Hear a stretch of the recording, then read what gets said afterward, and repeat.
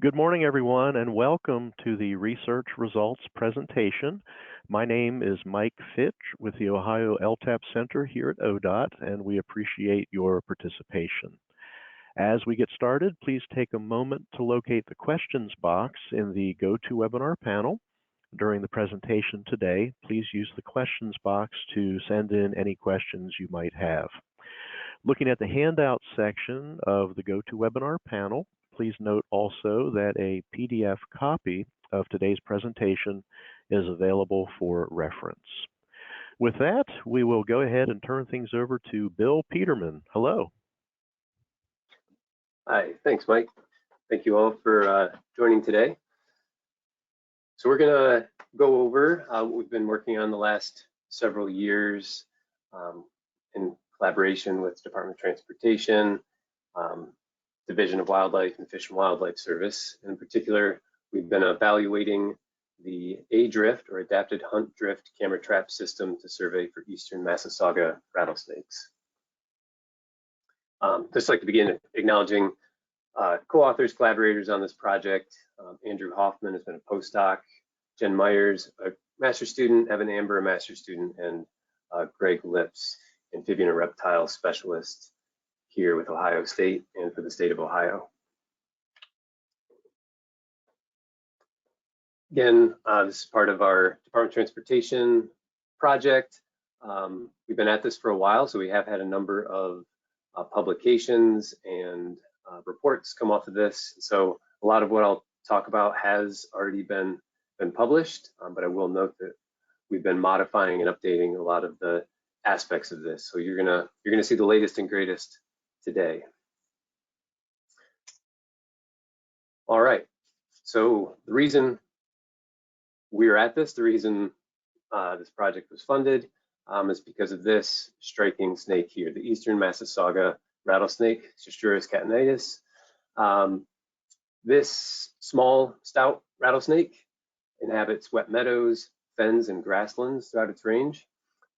Feeds on mammals, reptiles, and amphibians, and it overwinters in crayfish burrows. There are a number of conservation issues facing Massasauga rattlesnakes.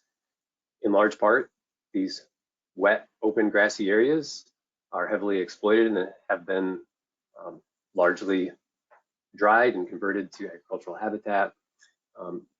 These snakes aren't particularly mobile, so they're sensitive to habitat fragmentation. Because of this need for overwintering in crayfish burrows, and in particular needing to access the water table, they're sensitive to hydrological issues. So as we modify hydrology in regions, that can have impacts. They're very intolerant to forest succession, at least here in Ohio. As woody vegetation builds up, fields become less suitable and uninhabitable for Massasaugas. And then there's also question and concerns related to disease. In particular, snake fungal disease has disproportionately impacted some populations throughout their range. Eastern Massasaugas have been declining. Part of their species status assessment that occurred in 2016 noted that over the next 10 to 50 years, only 7 of 57 populations were projected to remain stable.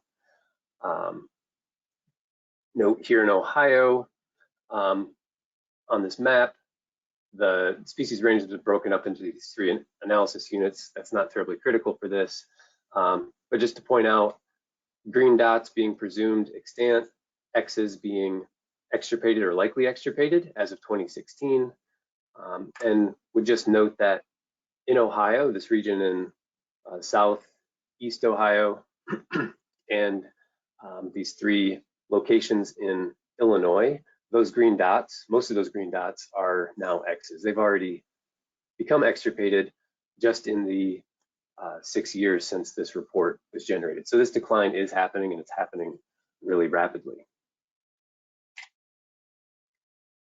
In Ohio, populations have been reduced to 12 sites that we can broadly group into 3 areas. We have this northeast group, kind of our southwest group, and then a north central group, if we wanted to broadly classify those.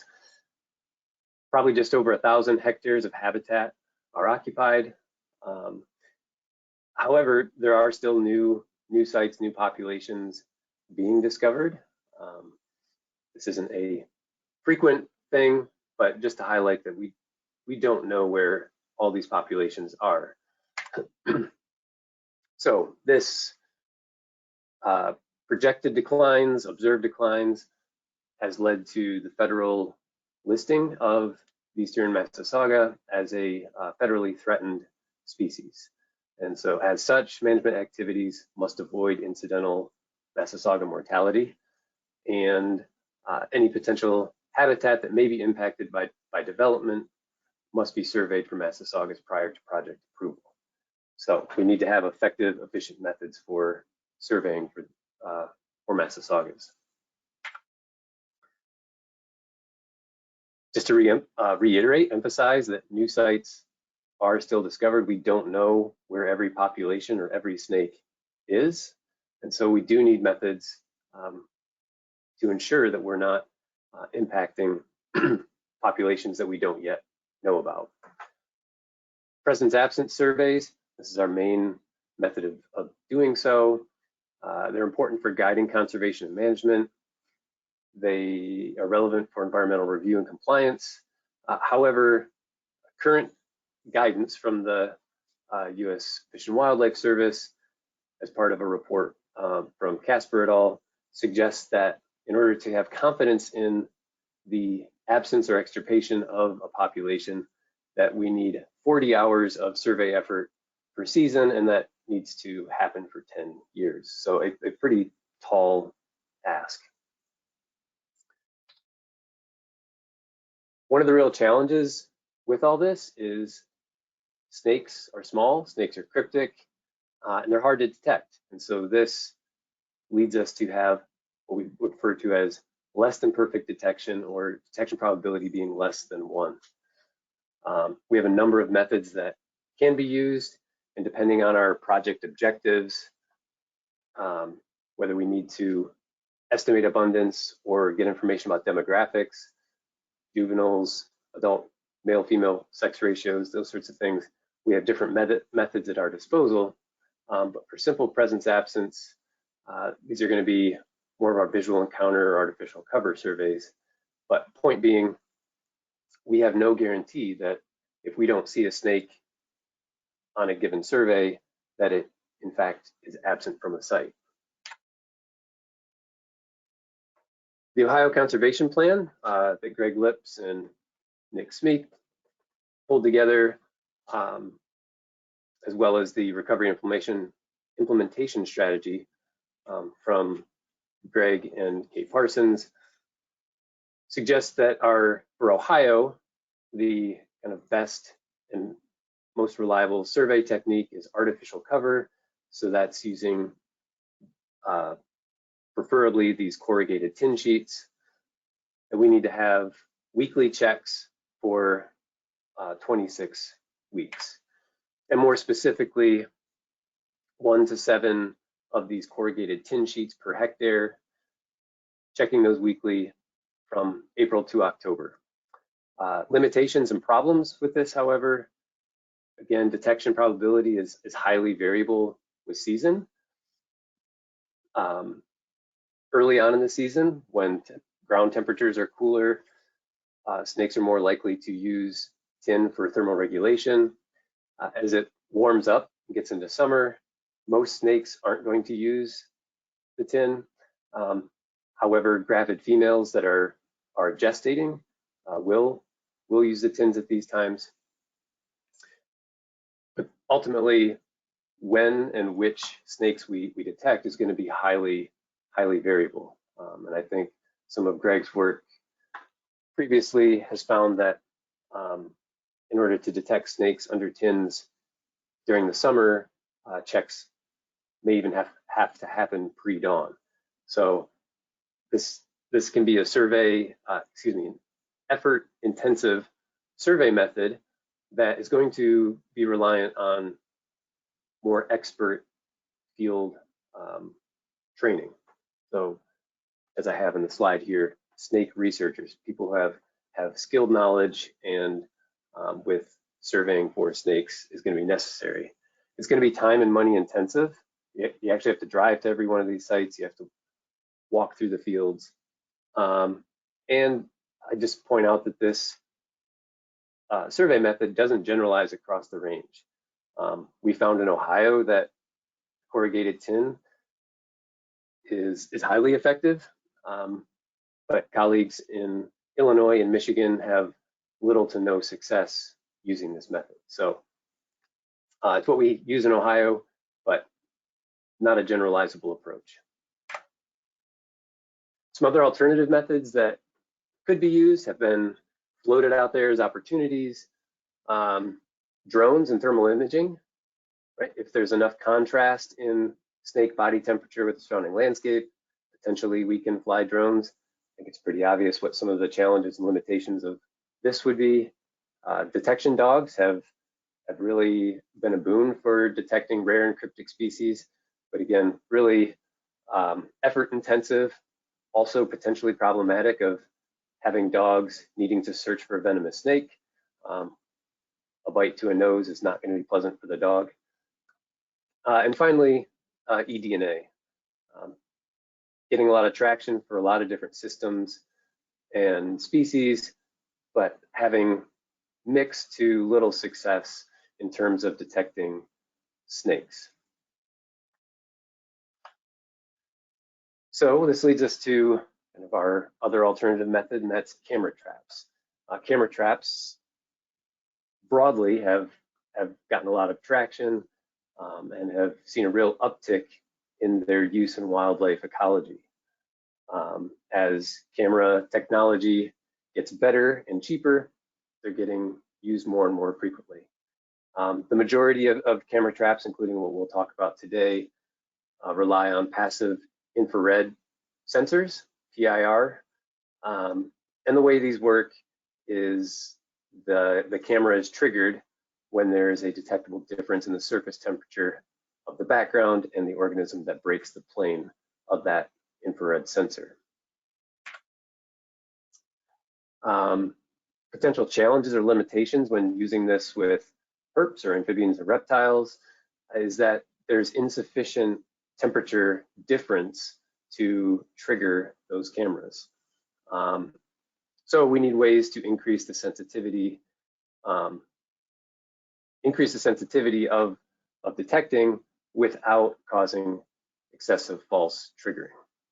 A couple ways that we can, other challenges, excuse me, are size, right? Amphibians and reptiles are small. So there's going to be less change in that electromagnetic radiation given off by individuals, less opportunity to trigger the sensor.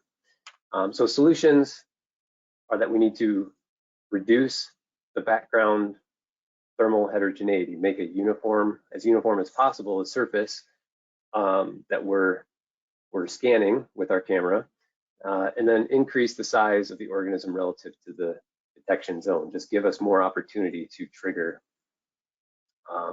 those sensors in camera. So there's a longer evolution of modifications of cameras, camera traps and bucket systems. We'll just kind of jump to this AHDriFT system, this adapted hunt drift fence technique. This was first implemented by Scott Martin in a Florida sand dune system. The general setup is that we have a 5-gallon bucket where we mount a trail camera inside the bottom pointing down towards the lid, and then we have these guide boards that will ensure our snake will crawl through and be imaged when it does so.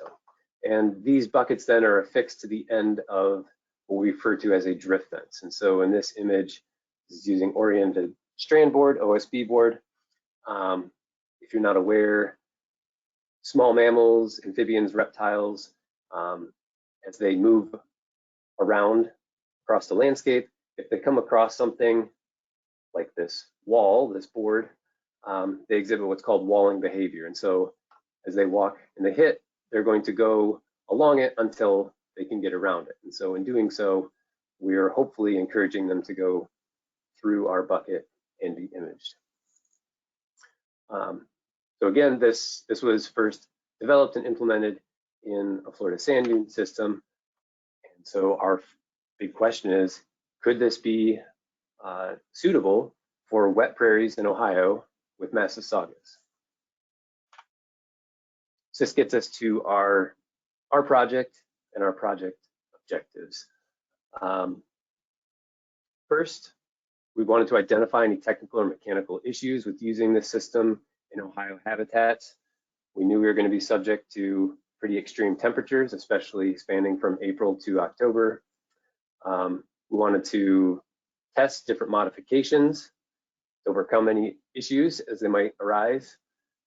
We wanted to compare the method with kind of our currently approved methods, and that primarily being using visual encounter surveys of and checks of tin cover objects. Determine what, if any, covariates relate to detection of snakes using this system. A number of different environmental habitat variables. Also try to refine the timing and amount of survey effort necessary to achieve a certain level of confidence when using this method. And these first 4 objectives are kind of how our project started. Teaser, we had good success, so we had opportunity to further refine and update. And so these final 3 objectives were kind of part of a phase 2 or a second part of our project where we further evaluated alternate designs. We specifically wanted to assess efficacy in low density populations and then also the efficacy in linear habitat corridors. Again, kind of already walked through what the system is, but a little more in depth, right? We have our modified bucket. We cut the bottom out of them and we affix a plexiglass sheet on top of that, which we can then mount our camera onto. And then those guide boards that are going to direct any small animal through the opening to then trigger the sensor here and capture the image.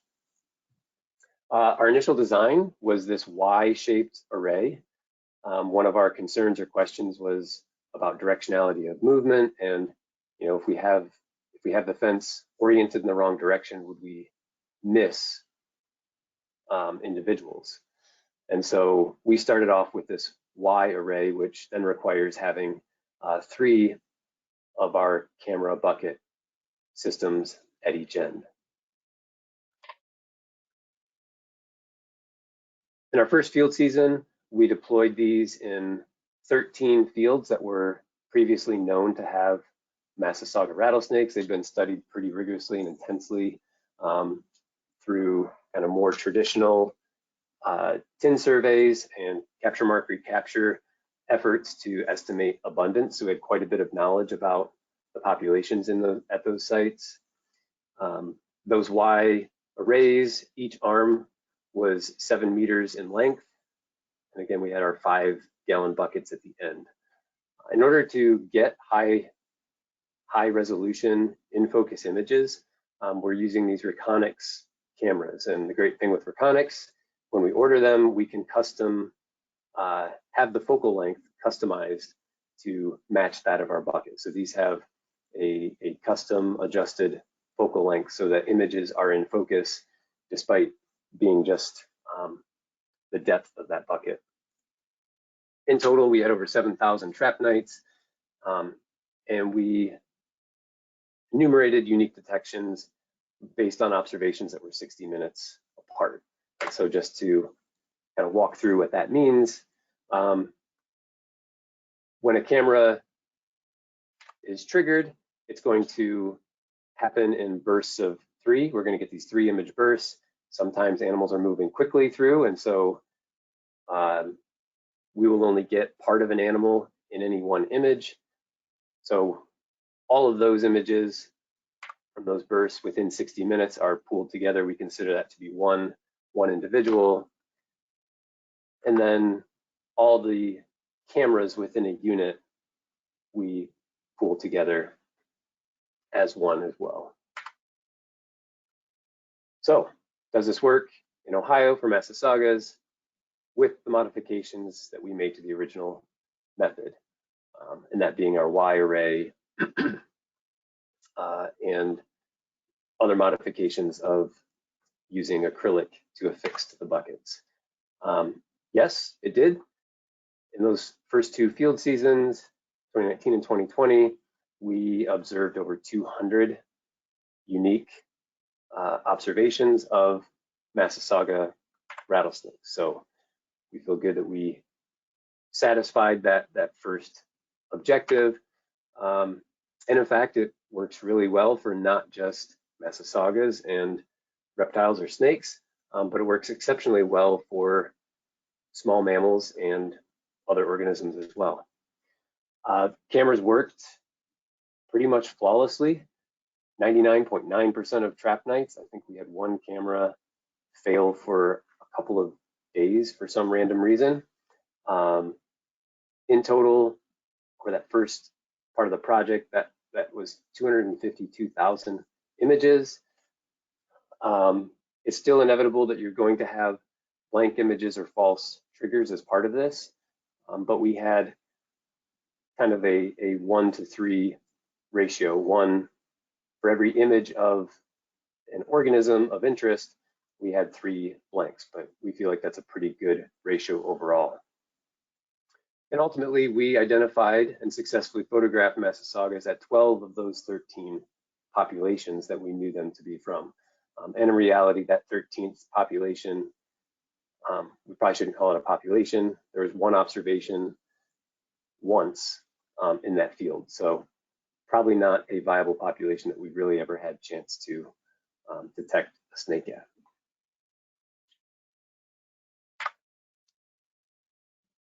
How does this drift fence AHDriFT approach compare to other survey methods?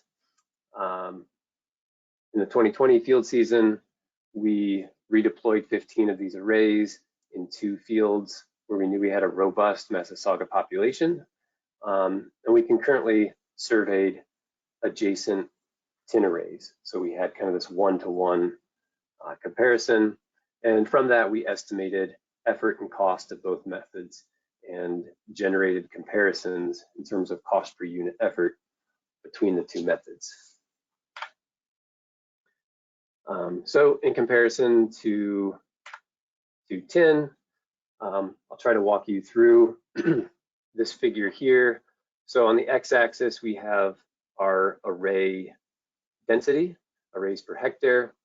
And note, we put these in 2 different size fields, so that's why you'll see these array density lines differ. And what you see is just this accumulation curve of detection probability per week. So as we add more arrays to a field, we have a greater and greater chance of detecting a Massasauga on a weekly basis.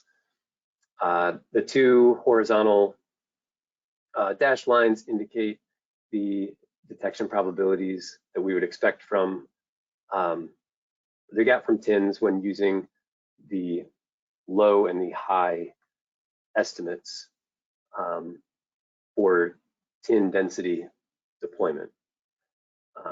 And so for this field, field A, we're calling it, 2 arrays deployed for 3 weeks on average would get us to 95% confidence of absence.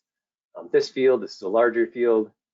We estimated that it would take 4 arrays being deployed for 5 weeks to achieve 95% confidence of absence. And that was, yeah. And these, the blue dots are indicating those points where we intersect our tin in terms of detection probability, having equivalent detection probability. And then just across as a kind of a visual of what detection probability looks like in relation to arrays per hectare given population density. So the darkest points here are high density populations. We have this white open circle that's kind of an intermediate density population, and then all the gray are low density populations. I'd note that all of these, we had this figure is generated from us deploying one array in the center of a field. And so our effort was the same regardless, but the arrays per hectare differs depending on what that field size is. And so you can see a little bit of a trend in terms of the higher the density, the higher our detection probability of weekly detection probability of snakes. So then in comparison to tin, we note that in these two fields, field A, we see we had 19 total observations of Massasauga rattlesnakes compared to 91 with our camera arrays. In this field C, we had 15 observations with tin compared to 32 with our camera arrays. And so breaking down what this means in terms of density and effort, effort for this was 20 field visits, which was a total of 13 hours for tin. We note 6 field visits for both of the array checks. The asterisk is there because, in fact, that we checked these much more often than we needed to. We were being pretty conservative and wanted to check them, make sure everything was operational, and we accounted for all those. But in reality, we probably could have gotten away with fewer visits, which would have further cut down our total time and effort. The effort in hours then reported for the arrays also includes our time to identify and sort photos. So in the end, our estimated catch per unit effort is 9.1 for field A, 2.1 for field C, and you see that this vastly outpaces what we see for tin. In terms of cost, deploying tin is relatively cheap, but it does require more field visits. The AHDriFT arrays, they are costly to set up. Each of our cameras, each of those Reconyx cameras that's used is going to be between $400 and $500, depending on how many you order when you order them. And so a unit can be pretty costly to set up. However, once you have all the equipment, they're relatively cheap to deploy. And so we see when not needing to purchase new equipment, these become a much more efficient, effective method.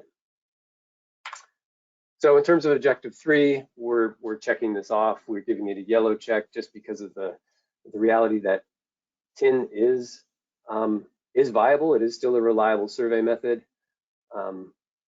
but cost and effort comparisons and all the added challenges that we acknowledge that come along with doing tin checks to make them a viable, effective survey method makes it hard to directly compare. Just highlighting that these AHDriFT arrays, once we put them out, they are continuously operational, and they're going to get snakes throughout the season without any expertise or extra effort on our part. So confidence of absence and error rates, just circling back to and highlighting that Fish and Wildlife Service metric of 40 hours per season for 10 years. And that's accompanied with no explicit confidence in any metrics. So we don't have any possible error rate or anything. In Ohio, combination of TIN and visual encounter surveys are approved protocol. Again, no explicit confidence metrics, but we know that these methods can achieve greater than 90% confidence of absence if done effectively. So we took our arrays, we did some resampling of our data to generate these tables, or this table here that I'm going to talk about. And so just to orient you, what we have are hypothetical if we had 1 to 6 arrays deployed in a field. I'll just note this is independent of field size or area.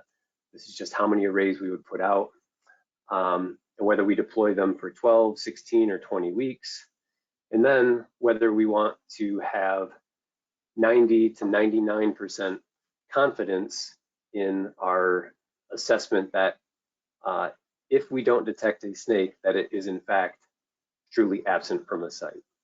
So again, we're building in a explicit test of how much effort needs to be expended to have a certain degree of confidence. And then the values within the table are our error rates that we have. And so what I'll draw your attention to is that if we deploy 3 to 4 arrays for 12 or more weeks, we're going to achieve less than 10% error with a greater than 90% confidence.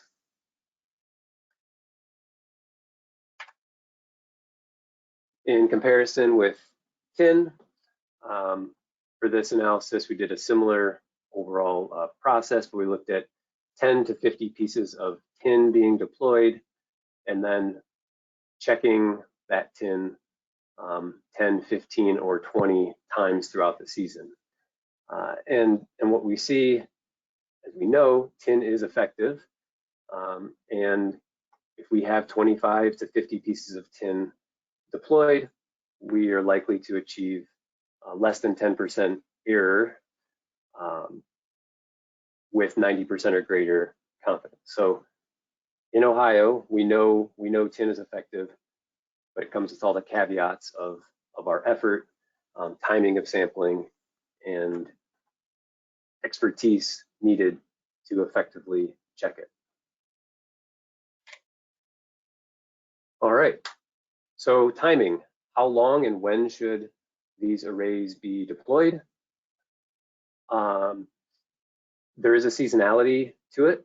In the spring, we saw our detection probability increase as temperatures warmed up. In the summer, we saw a little bit of a decrease as it got hotter, and then it flips again in the fall. Key thing is that there's kind of an optimal temperature window between 10 and 25 where we get most of our observations and detections. And seasonally, what this looks like is really that the majority of our Massasauga rattlesnake observations occur after the middle of July. So in these two fields, after July 15th, we got basically 70% of all of the observations we had in a whole season happened then.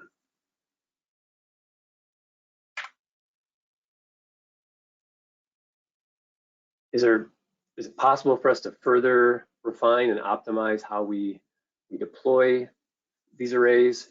For this, we deployed 43 linear arrays randomly within fields. This happened at Killdeer Plains. We categorized land cover and land use history metrics in relation to our placement to try to see what habitat or landscape covariates might increase or decrease our detection. Not a whole lot came out of this. We found placement within fields had relatively minimal effect. There is some effect, and we've seen this kind of consistently across all of our deployment. In Ohio, where Massasauga rattlesnakes are are really open grass, open meadow specialists. Having an array in proximity to a tree, what we refer to as a perch tree that might be used by a bird of prey, seems to decrease detection. So the farther we can put an array from a tree, the higher our detection probability seems to be. We also had very weak relationship with woody cover, and this is something we've also seen throughout our time now deploying these at different sites.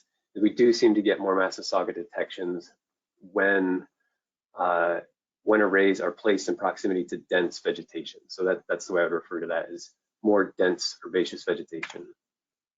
So there's some things we can try to do to optimize our deployment. In terms of methodology and modifications, for this, we wanted to see, do we have to have these wide arrays with 3 cameras, or are we just as effective with linear arrays? Obviously, if we go to linear arrays, that's 1 less camera, that's $400 less per array being deployed, and we can potentially put more out on the landscape.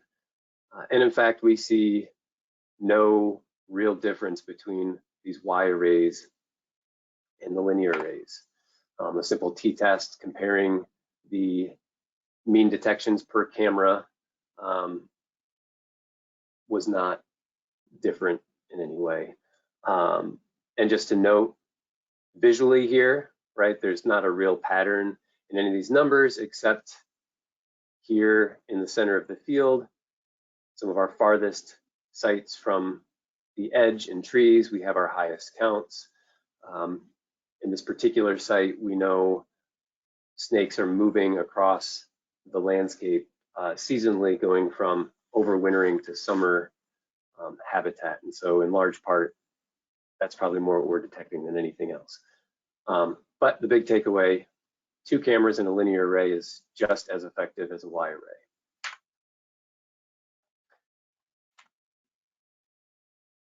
We did have concerns about how overall these perform at low density sites. From our preliminary, some of our first deployments at sites with known populations, we did see a significant interaction between the population estimate at a site and field size in terms of the number of overall observations that we had on our cameras. And that being that when population estimates were small and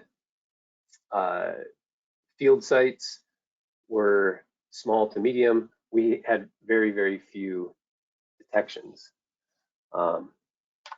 Would note that we did overall detect them at 26 of 27 total arrays. We got at least 1 detection, and really that's what this method is there for, is to get a detection. So it's still very effective, but did leave some concern about how effective this could be at the lowest density populations, since that's more than likely what any future application is going to be used for, is for extremely low density populations that may just be hanging on. So for this, all this low density sites, we went to 3 of these Western Ohio sites that have had variable population declines. Cedar Bog is a site that historically had a very large population, still does have Massasaugas that we know of, but they've been dwindling in number and contracting in area occupied. Prairie Road Fen is a site where they hadn't been detected in more than 5 years, I believe, when we were surveying, largely because of a major habitat disturbance that happened at the site. And then Spring Valley was a site that they hadn't been observed at in several years also. So we deployed our arrays at these sites, and we concurrently did this with tin checks, and at Cedar Bog, we had 4 detections with tin. Prairie Road, we had 1 detection with AHDriFT, so that was a confirmation that there are, in fact, still Massasaugas there. That was a positive. Spring Valley, we had no detections. So Cedar Bog, we got them with tin. We did not get them with our cameras. So this is a type 2 sampling error with our camera trap AHDriFT method. Prairie Road, we had type 2 sampling error with tins. And Spring Valley, just not detected. High likelihood that the species is possibly absent. So from this, we can take away all methods are fallible and prone to error, right? We missed with tin and with AHDriFT. But in reconsidering and thinking about what we were dealing with at Cedar Bog, we had 3 of our 5 arrays were deployed in fields without recent sightings. And ultimately, we didn't follow our own recommendations of deploying a minimum of 3 arrays in a field to maximize our detection. So most recently, we redeployed 3 arrays in a focal field. In particular, this field has had a lot of habitat restoration going on. Woody vegetation has been removed to open this up and make it one kind of more continuous field habitat. And following all this effort, we got 2 detections with our arrays. So following our own guidance and recommendations, we successfully detected Massasaugas using our AHDriFT system. Our final objective was just the comparison. Can we deploy these in linear corridors and are they effective? So this here is at Killdeer Plains. This is a utility corridor. You can see cutting through a forested habitat, and there's a field on each end. As it turns out, neither of those fields were occupied by Massasaugas. We can pretty confidently say that now with more surveying that we've done. But the arrays were just as effective in those fields. I'll note that the species that are summarized here, these are all species. These are mammals, snakes, amphibians, birds. This is just total what we saw. But we got a good number of snake detections throughout as well. Overall, we actually had higher species diversity in this corridor habitat, and that's probably because we were more effectively sampling both open grassland as well as forest habitats with the fences. Overall, we had comparable snake detections, although we didn't have any Massasauga detections, but that wasn't necessarily surprising, or nor do we consider that to be a failure of the method here. So objective 7 is linear corridors. They seem completely suitable for deployment within those as well. So overall conclusions, we can say that the AHDriFT system works in Ohio and works with Massasaugas. It is more effective and efficient at surveying Massasaugas than traditional tin or visual encounter surveys. A 2-camera linear array is just as effective as the 3-camera Y array. And we know that those arrays are effective in linear corridor habitats. Placement of these camera arrays within habitats has relatively minimal impact on detection probability.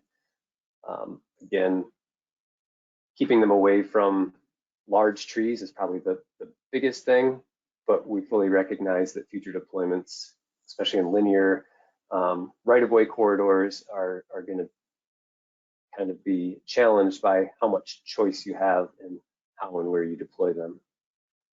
We see that detection rates improve into late summer and fall.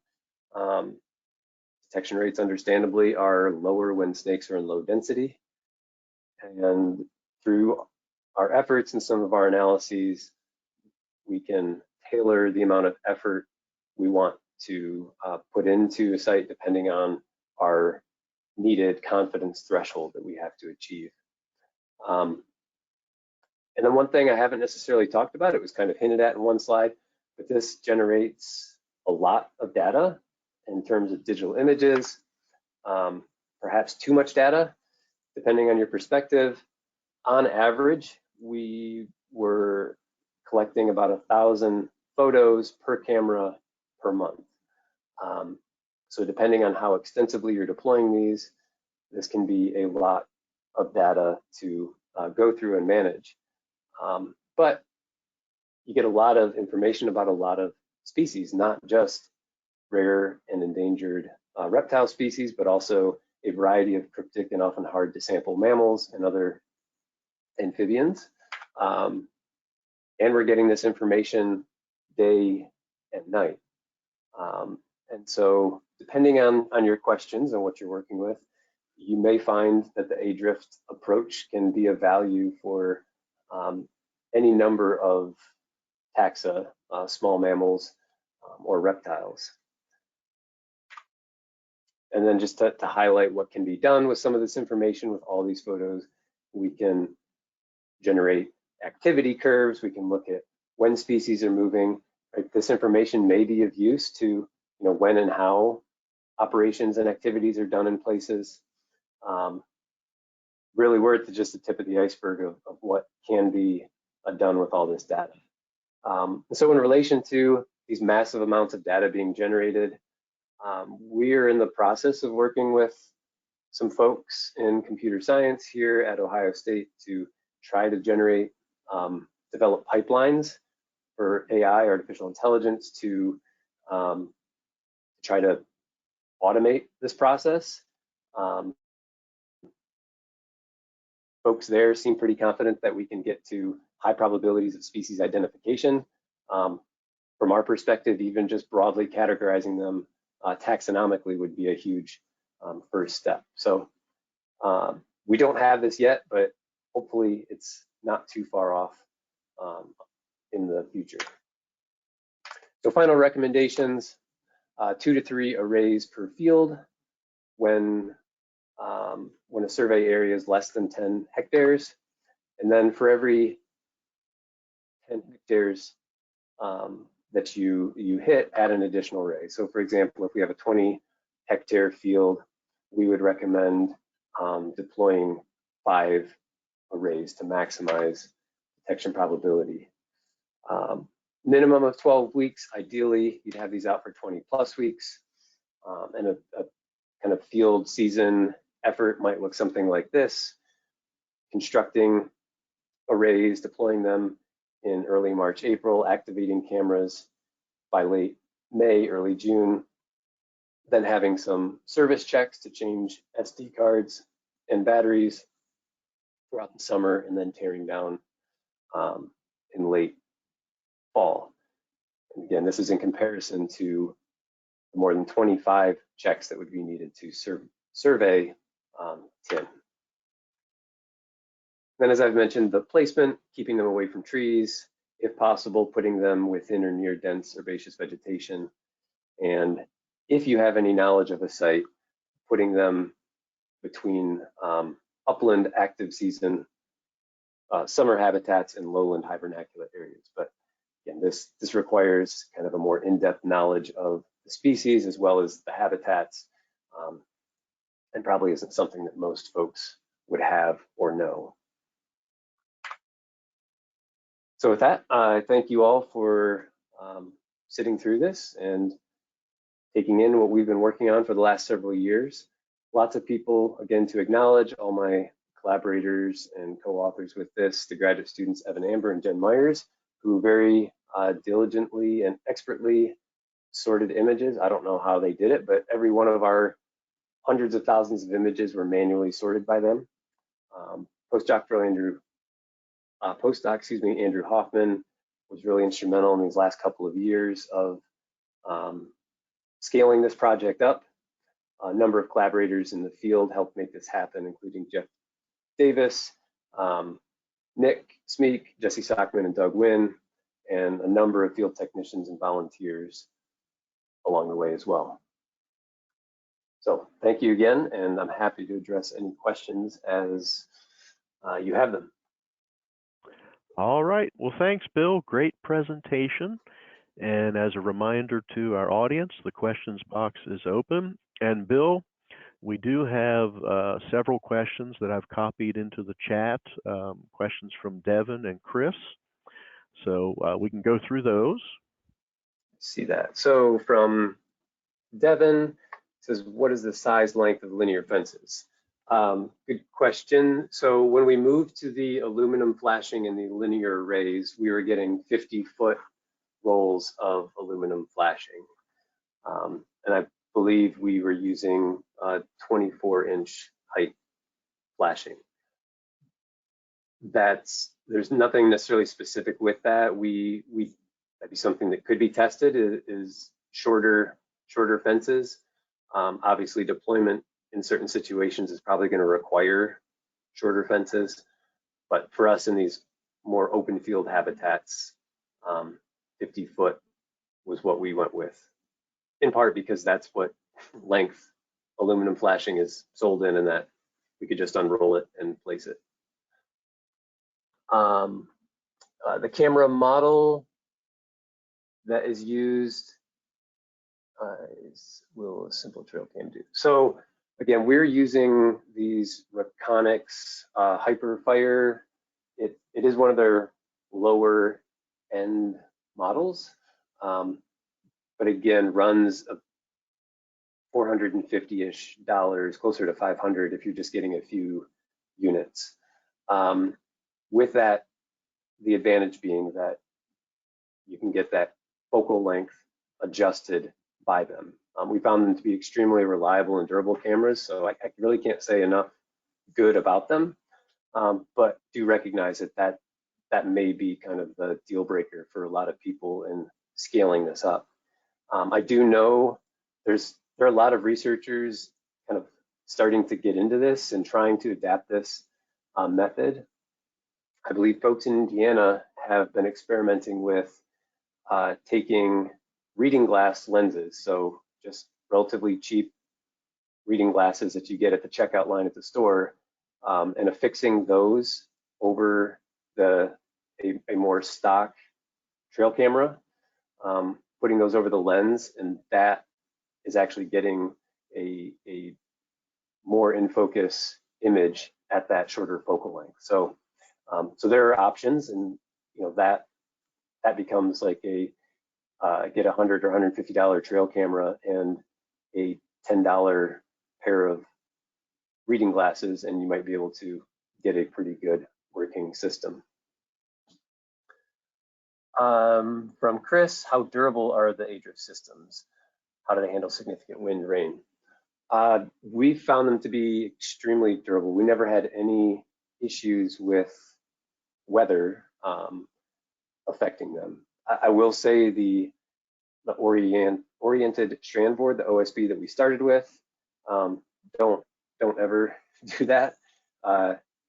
It's heavy, it's hard to carry out in the field. It's even heavier and harder to remove from the field as it soaks up materials.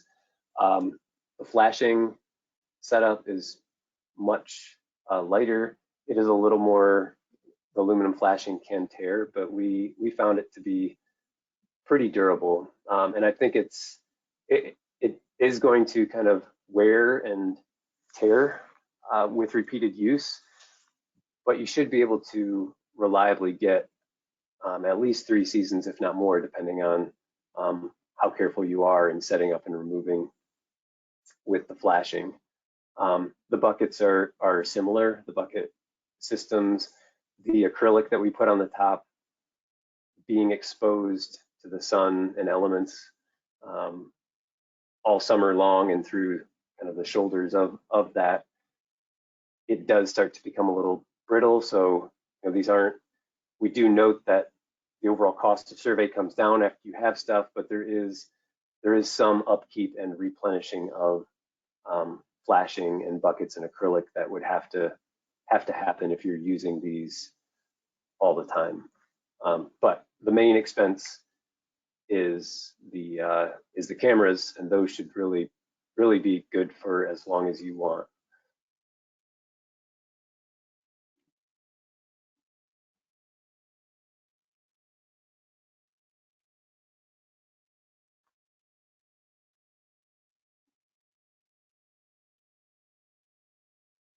Bill? Oh, sorry, I need to scroll down. I thought I addressed everything. I need to scroll down. Oh, Comment you're from fine. Sean. Not a question, just want to say it's a great study. Well done, thanks. Thank you, Sean. From Andrew, did we encounter any tampering or theft of cameras and raves? Did we take any precautions to prevent such problems? Yeah, so we thought this would be a huge issue. It wasn't. It wasn't until this last year, this last deployment, where we had 40 plus arrays deployed, that we had one camera taken. They left the other one. They just took one. So on the whole, that was really positive. I would note that, you know, we aren't working in road right-of-ways where these are readily visible. Early season, before vegetation grows up, they definitely are visible from roads. A 50-foot strip of aluminum flashing catches your eye as you drive down the road. So if people wanted to mess with them, they could, but by and large, they didn't. That may be different if all you had to do was pull over the side of the road and you know, grab something and throw it in the back of a vehicle. So I think that's going to be kind of a case-dependent thing, and not sure how else. I think the main thing we did early on, we put signs on them letting them know, you know, that these were for research purposes, and that the systems, the equipment had been modified and so wouldn't work in other places. You know, I think if someone sees a trail camera, they may think they've struck gold, but reality, they're going to get really crappy pictures because it's going to get in focus pictures just a few feet away from the lens.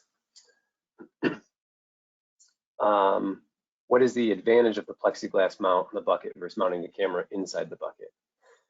So I guess in theory, you wouldn't have to do a plexiglass mount.